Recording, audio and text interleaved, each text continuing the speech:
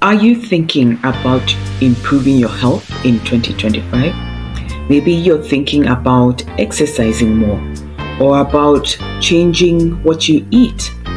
Are you trying to figure out where to start?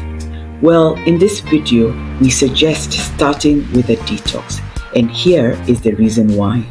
Every day we're exposed to pesticides, herbicides, chemicals, GMO foods. A lot of these chemicals that people are exposed to have a delayed effect for 20, 30, 40 years. So what affected you way back, when you're a kid is now starting to affect you now. And that's why it's hard to connect the cause and effect relationship. Our expert in this video is Dr. Berg, who breaks down complex health issues in ways that are easy to understand. He is the author of multiple books and has worked with over 40,000 people using natural methods and nutrition. He has also trained over 2,500 practitioners. People from all walks of life and from all over the world have benefited from his knowledge. Today, we want to learn from him about how incorporating one of the most widely eaten vegetables across the world, cabbage, can be of such great benefit to our health. After hearing from Dr. Berg, we shall show you a practical demonstration of how we have incorporated it in our diets by making a healthy coleslaw. So please stick with us to the end. Every day we're exposed to pesticides, herbicides, chemicals, GMO foods. Don't get me started on that one. And the enzymes in the liver basically go from phase 1 to phase 2. And they work together to take these really dangerous poisons and turn them into harmless, water-soluble particles. So that's what your liver does. But the problem is chronic exposure to these chemicals causes the speeding up of phase 1. Okay? What happens when you don't balance these and this goes too much, phase 2 gets overwhelmed and you get a backup of toxins throughout the body. So you no longer can detoxify. You actually get sick, and these toxins can spill off into the thyroid, into the uterus, into the breast, cause cancer. So if these were working together, you could actually kind of get rid of a lot of poisons that you're exposed to. So what cruciferous vegetables will do, they enhance this process. What they'll do, they actually inhibit phase 1. So they will slow down an overactive phase 1 and speed up a phase 2 to allow this process not to be overwhelmed, but to speed up the elimination of these chemicals. A lot of these chemicals that people are exposed to have a delayed effect for 20, 30, 40 years. So what affected you way back, when you're a kid is now starting to affect you now. And that's why it's hard to connect the cause and effect relationship. And that's why it's so important to consume kale, arugula, bok choy, Brussels sprouts, cabbage, cauliflower, collard greens, radish on a regular basis. Out of all these cruciferous vegetables, we're going to focus on the cabbage that is widely available and familiar to most of us. Let's hear a little bit more about the benefits of the cabbage. We're going to talk about the amazing benefits of cabbage. Now, cabbage is one of the cruciferous vegetables, and yes, it's anti-cancer, but I want to focus on another benefit, an amazing benefit of help healing your intestinal barrier, your intestinal lining. It has a natural chemical called glutamine, and it's wonderful for things like ulcers or leaky gut or irritable bowel syndrome or diverticulitis or gastritis or acid reflux. So anything that's going on with the intestinal wall, cabbage is a great remedy. Now, I recommend taking it in a coleslaw or just in a salad. Make a salad with cabbage, or you can even juice it and drink the juice. But for those people that have a serious, like a digestive issue, oh my gosh, I recommend just taking some cabbage in the diet every single day. Usually people don't bloat with it. They feel good with it. And it's a wonderful healer, okay? At this point, as you think about cabbage, maybe you're wondering which type of cabbage to include in your diet. Let's hear a little bit more about the nutrients. So today we're going to talk about the difference between red cabbage and green cabbage as far as which one is healthier. So in red cabbage, we have 10 times more vitamin A than in green cabbage. But of course, that vitamin A is a pre-vitamin A. It's beta-carotene. It's not retinol, so it has to be converted into the active form. But still, there's many benefits of beta-carotene. Also, red cabbage has more vitamin C. Red cabbage has twice as much iron, and it also has this phytonutrient pigment called anthocyanins, which have certain properties like anti-cancer, anti-inflammatory, decreasing free radical damage. It's a really powerful antioxidant. And also the green cabbage has a lot of phytonutrients as well. Both of them have a compound called sinigrin, which is a sulfur-based phytonutrient, which is anti-cancer. And there's also polyphenols and flavonoids in both types of cabbage. Then they both have DIM, which is a concentrated compound in a lot of cruciferous vegetables, which is really good to help balance estrogen dominance.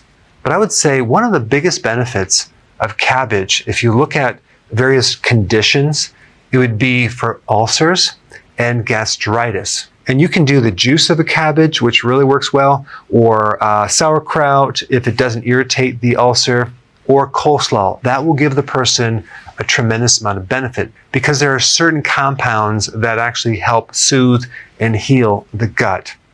Also, cabbage is good for blood sugars, and like I just said, it's good to balance estrogen. So in summary, both of these are pretty close. This one just has a little bit more nutrients, but I would recommend consuming both because this one has a little more vitamin K too. To summarize what we've heard from Dr. Berg about cabbage, plan to include both types of cabbage in your meals to help you along your detox journey in 2025.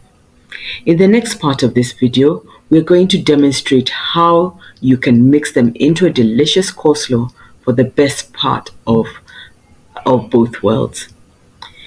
If you're enjoying our content, please do us a favor and subscribe, like and hit the bell notification button at the bottom of your screen. The ingredients of our coleslaw are 1/3 green cabbage, 1/3 red cabbage, 1 courgette and 2 carrots. So the next step in making the coleslaw is obviously to have washed them, wash the carrots and cut off the tips, and then I've cut up the cabbage because I'm going to run it through a food processor into smaller bits just to be able to avoid having big chunks of coleslaw as I'm eating it. Okay.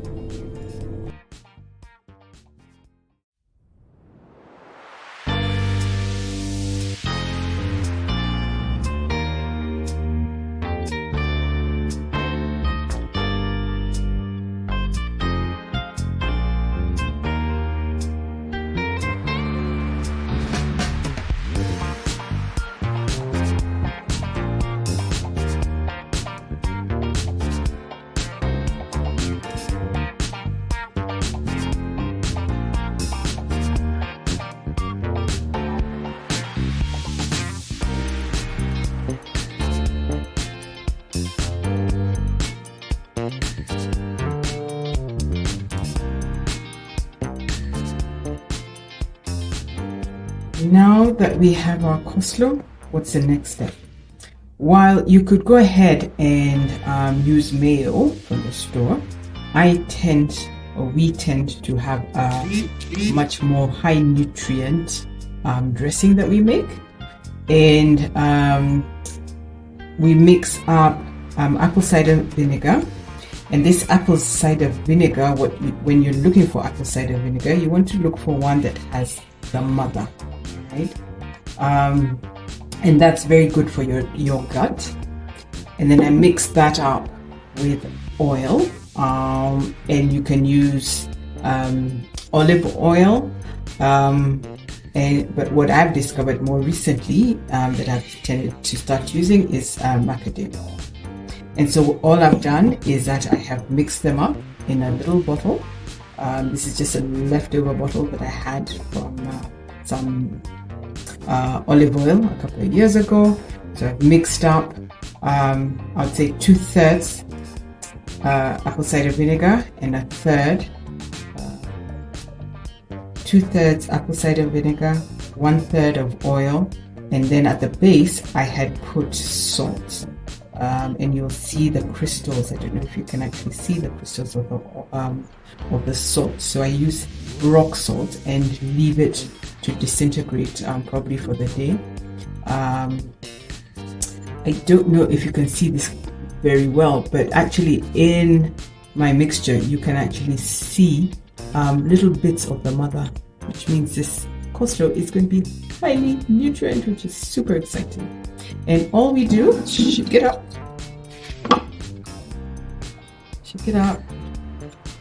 and just pour it over, and